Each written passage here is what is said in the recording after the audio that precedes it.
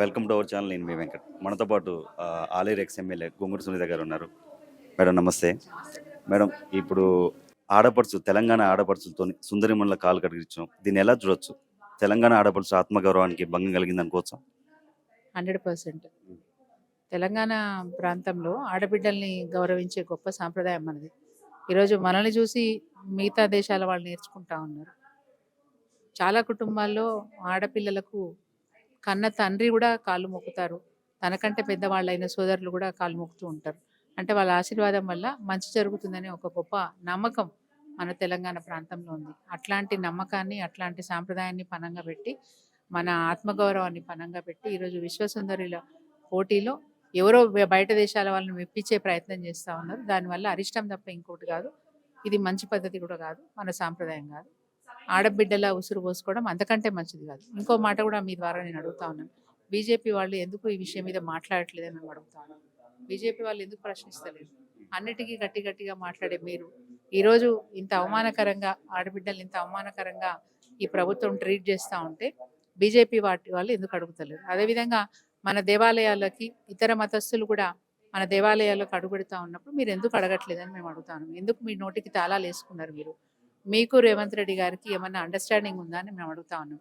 ఈ ప్రభుత్వం చేపడుతున్న అనేక దుశ్చర్యలకు మీరు ఎందుకు ప్రశ్నించట్లేదు? మీ గొంతు ఎందుకు మూగబోయిందని చెప్పి ఈరోజు మేము బీజేపీ పార్టీని నిలదీస్తా ఉన్నాం. మేడం, ఇప్పుడు తెలంగాణ ప్రభుత్వం ఖజానాలో ₹1 కూడా లేదు, నన్ను కోసిన ₹1 రాదని చెప్పి రేవంత్ రెడ్డి గారు ఈ అందాల పోటీలకు 200 కోట్లు పెట్టడం వల్ల ఏమైనా పెట్టుబడులు వస్తాయా? ఆయన జల్సాల కోసము మరి కమిషన్లు రావాలంటే ఇట్లాంటి పనులు ఏవో చేస్తూ ఉండాలి కదా. అధికారులకు జీతాలు ఇవ్వాలంటే, ఎంప్లాయీస్కి జీతాలు ఇవ్వాలంటే డబ్బులు లేవు, ఆయన కోసినా డబ్బులు రావు, ఏం చేయలేనని చెప్పి చేతులు ఎత్తేసిన రేవంత్ రెడ్డి ఈరోజు అందాల పోటీలకు తనకు రావాల్సిన కమిషన్ తనకు అందడం కోసం 200 కోట్లైనా ఖర్చు పెడతాడు. ప్రజల సొమ్మును ఖర్చు పెట్టడానికి ఎంత వరకైనా పోతాడు. ఇంకోటి మేడం, రేవంత్ రెడ్డి గారి పేరు ఇంతకుముందు మంత్రులు, ఎమ్మెల్యేలు మర్చిపోవడం జరిగింది. ఈ రోజు ఏదైతే నిన్న జరిగిందో ఆయన పేరు ఆయన మర్చిపోయి ఉత్తమ్ కుమార్ రెడ్డి గారు ముఖ్యమంత్రి అన్నారు. మరి ఉత్తమ్ కుమార్ రెడ్డి గారు ముఖ్యమంత్రి చేసే అవకాశం ఉందంటారా? ఆయన నోటి నుంచి ఒక మాట వచ్చినంత మాత్రాన మేము దాని గురించి జడ్జిమెంట్ ఇవ్వలేము. కాకపోతే ఆయనకు మతిపోయిందనే మాట మాత్రం చెప్పవచ్చు. ఎందుకంటే తన పదవిని తనే మర్చిపోయి ముఖ్యమంత్రి అని ఇంకొక మాట సంబోధించినాడు అని అంటే ఈరోజు ఆయనకు అహంకారం వల్ల తనను తాను మైమర్చిపోయే స్టేజ్కి వెళ్ళిపోయినారు. మేడం, ఒక పక్క వర్షాలు వచ్చి, వరదలు వచ్చి ఆ కళ్ళాల నుంచి ఒడ్లు కొట్టుకుపోతున్నాయి. అయినా కానీ ఒక ఎమ్మెల్యే కానీ, ఒక మినిస్టర్ కానీ ఎవరు వెళ్ళి రైతులను ఆదుకునే పని చేయలేదు. మరి ఈ అందాల పోటీలు అవసరం అంటారు ఇలాంటి సిచ్యువేషన్లో? అది ఈ ప్రభుత్వంలో పనిచేస్తున్న ఎమ్మెల్యేలు ఆలోచించుకోవాల్సిన అవసరం ఉంది. వడ్ల రాసులా, అందాల రాసులా అని చెప్పి ఆలోచించుకోవాల్సిన పరిస్థితి వచ్చింది. ఈరోజు రైతులు తిట్టుకుంటా ఉన్నారు, శాపనార్థాలు పెడతా ఉన్నారు.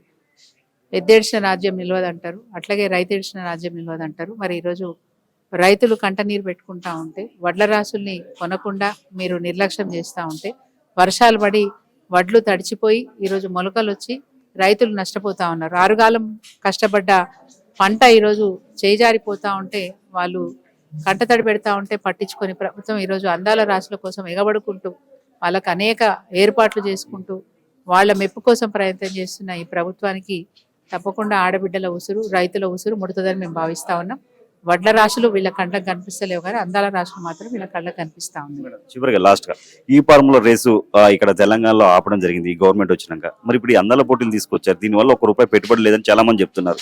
మరి దీన్ని ఎలా చూస్తారు? ఈ రేస్ కి ఈ ఫార్ములా రేస్ వల్ల ఈ రాష్ట్రానికి ఈ ఫార్ములా రేస్ తెస్తున్నామని ప్రకటించాక వెంటనే 700 కోట్ల పెట్టుబడులు ఈ రాష్ట్రానికి రావడం జరిగింది. తద్వారా ఇక్కడ ఎన్విరాన్మెంటల్గా అంటే పొల్యూషన్ కంట్రోల్ కూడా చేసుకోవడానికి మంచి ఆస్కారం ఉండేది. అట్లా గొప్ప పెట్టుబడులు తీసుకురావాలని ఇక్కడ ఈ మొబిలైజేషన్ ద్వారా ప్రజలకు అవగాహన కల్పించి, ఇక్కడ కూడా ఫ్యూయల్ వాడకం తగ్గించి మనం ఈ మొబైల్స్, ఈ కార్స్ వాడే విధంగా ప్రయత్నం చేసే విషయం అప్పుడు జరిగింది. దాన్ని తప్పుపట్టిన ప్రభుత్వం అంటే ఇప్పటి రేవంత్ రెడ్డి ప్రభుత్వం 40 కోట్ల పెట్టుబడి పెడితేనే గాయి చేసి కేసులు పెట్టి కేటీఆర్ గారిని అప్రతిష్ట పాలు చేసే ప్రయత్నం చేసినారు. ఈ రోజు ఎటువంటి లాభం లేకపోయినా, నష్టం జరుగుతున్నా, రైతులకు నష్టం జరుగుతున్నా, ఆడబిడ్డలకు అవమానం జరుగుతున్నా, తెలంగాణ రాష్ట్రం అపఖ్యాతికి పాలవుతున్నా, 200 కోట్ల రూపాయలు ఖర్చు పెడుతుందంటే దాని వెనకాల ఎంతో కొంత కమిషన్ ఆయన ముడుతుంది కాబట్టి ఇట్లాంటి ప్రయత్నం చేస్తున్నాడని చెప్పక తప్పదు. మేడం మంత్రులు ఎవరు ఎక్కడికి వెళ్ళినా హెలికాప్టర్ తప్ప ఏది వాడట్లేదు, దీన్ని ఎలా చూడొచ్చు? అప్పుల రాష్ట్రమా ధనిక రాష్ట్రమా ప్రశ్నించుకోవాల్సిన అవసరం ఈరోజు ఈ రాష్ట్రంలో ఉన్న మంత్రులు వాళ్ళకు వాళ్ళు ప్రశ్నించుకోవాలి. ఎందుకంటే అప్పులు ఉన్నాయని చెప్తారు. ఈవెన్ గ్రామాలలో పనిచేస్తున్న శానిటేషన్ వర్కర్ కూడా జీతాలు ఇవ్వలేని పరిస్థితిలో మేము ఉన్నామని చెప్పుకుంటారు. వరంగల్ జిల్లాకి వెళ్ళాలన్నా, హైదరాబాద్ నుంచి వరంగల్కి వెళ్ళాలన్నా, హైదరాబాద్ నుంచి నల్గొండకు పోవాలన్నా, సూర్యాపేట పోవాలన్నా హెలికాప్టర్ తప్ప ఇంకొక వసతే లేనట్టు, ఇంకో సౌకర్యమే లేనట్టు ప్రజల ధనాన్ని దుర్వినియోగం చేస్తున్న ఏకైక ప్రభుత్వం కాంగ్రెస్ ప్రభుత్వం.